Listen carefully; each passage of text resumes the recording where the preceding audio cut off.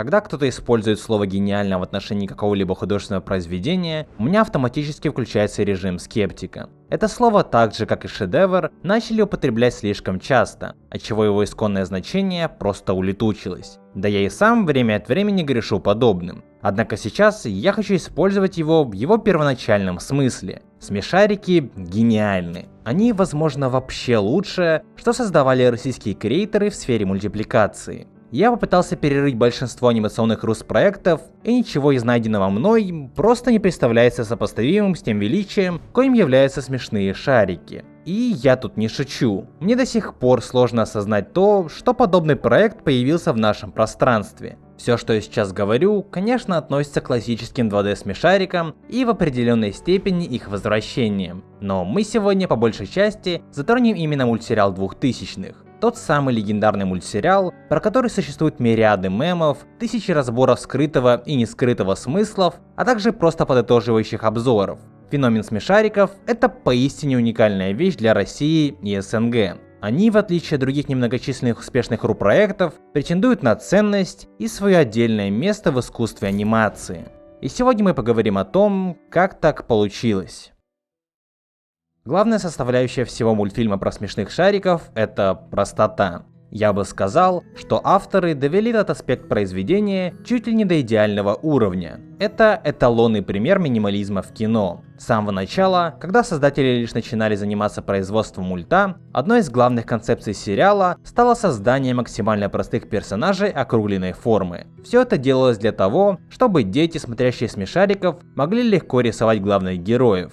Кто же знал, что именно эта мысль авторов по итогу станет определяющей. Весь мир шариков выполнен максимально упрощенным. Фоны элементарные, а сами герои малодетальные. Анимация такая же. Слова в своей речи смешарики выбирают крайне обыденные, но и при этом не боятся использовать какие-то сложные, но точные и лаконичные выражения, что невероятно важно для рассказывания любой истории, о чем чуть позже.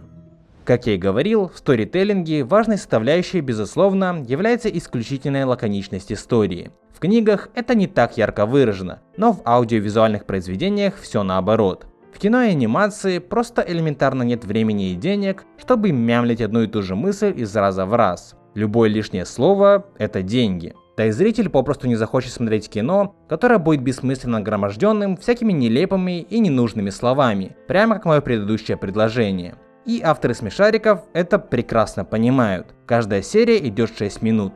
Почти все фразы героев просты. Еще бы, это ведь детский мультфильм. Однако при этом они имеют свой второй, а то и третий смысл. Любая история должна работать на нескольких уровнях. Если у произведения это удается, то его запросто можно назвать успешным. Первый уровень самый примитивный, он понятен большинству зрителей, а также он нередко перекликается, а то и является управляющей идеей картины. Второй уровень уже сложнее и требует определенных знаний, а то и жизненного опыта для понимания. Третий уровень и дальше требует исключительного знания предмета. Его могут понять лишь крайне подкованные в определенном ремесле люди. Конечно, никто не исключает и вольную зрительскую интерпретацию происходящего. Так вот, суть в том, что в смешариках все это есть. Все эти уровни присутствуют в 6-минутных сериях мульта, изначально предназначенного для детей.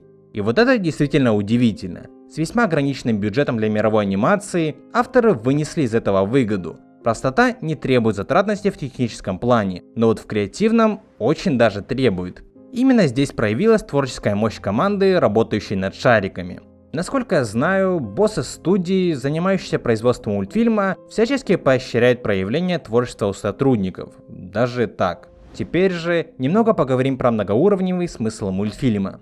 Не самые образованные люди и просто дети будут видеть в произведении самый обычный посыл. Не нужно жадничать, стоит помогать близким или стоит пытаться осознавать, что счастье рядом, а не где-то там, где нас нет. Более продвинутые люди, имеющие хоть какой-то опыт и небольшие знания, будут замечать явные намеки на раскрытие проблемы пропаганды, всякие психические болезни главных героев, экзистенциальный кризис, творческий кризис, поиски внеземной цивилизации, отсылки на физику и популярную культуру, типа Фореста Гампа, Сталкера или Защиты Лужина. Я полагаю, надеюсь, что большинство публики этого видео как раз относится к данной категории зрителей. Ну и самая продвинутая аудитория будет строить свои лекции и доводы на основе сложных образов, показанных в мульте. Это как минимум. Например, как сделала Екатерина Шульман в своей лекции. Взяла за основу серию про Рабоняню, чтобы продемонстрировать то, что сейчас происходит в современной политологии.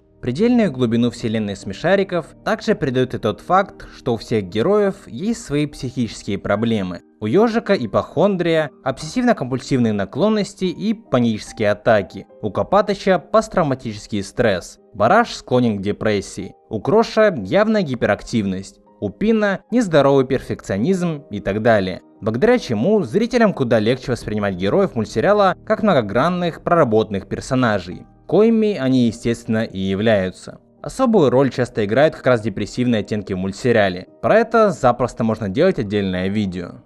Завязка каждой серии шариков, удивительно, но факт, не строится на противостоянии добра и зла. При этом конфликт в истории присутствует. Зачастую тут нет правых или неправых. По большей части неправы все, а истина где-то посередине и находится на исключительно совместными усилиями. Будь это серия про смысл жизни, где без Каркарыча Бараш бы вечно скитался в непонимании своего предназначения, серия про футбол, где герои не могли определить, что важнее, тактика или настрой, эпизод Трюфель, где Крош с Нюшей были явными пропагандистами и никто не имел за собой никакой некорыстной идеи и так далее.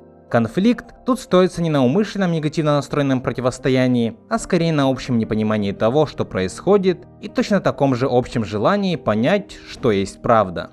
Некоторые серии настолько душевные и лично для меня, что попросту вызывают мурашки по коже. Например, последние слова Копатыча в серии «Думают ли вас на звездах» находят во мне сильный эмоциональный отклик. Детский мультсериал. Герои с такой наивностью отправляют свое фото в космос в надежде, что их кто-то когда-то заметит. Мы здесь. Серия про Гудини перекликается с моей деятельностью на ютубе, да и вообще с любой творческой профессией. Серия в начале было слово, самым простым, но в то же время точным образом размышляет о вечной переписываемости истории. А эпизод «Кардебалет» дает четкое осознание мощи старых смешариков. Все эти и еще десятки других серий завораживают, как минимум.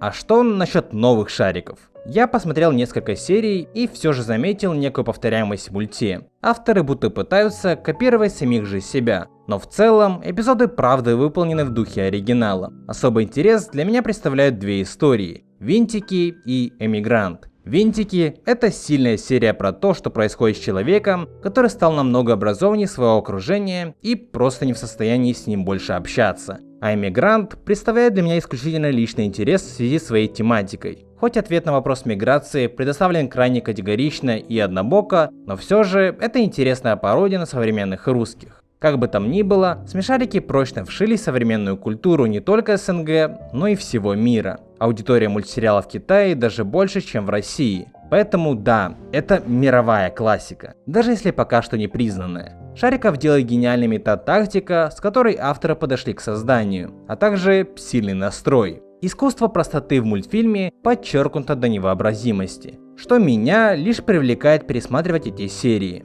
Этот мультфильм воистину уникальный и превосходный. Меня поражает, как авторы так восхитительно работают с многоуровневостью сценария, делая его интересным вообще для любой категории зрителей. Смешарики — это гигант российской анимации, который на своих плечах держит всю индустрию и культуру мультипликации в СНГ. Меня это как минимум восхищает. Это не просто детский мультсериал, а полноценное произведение, имеющее свою культурную ценность и показывающее сложность простоты.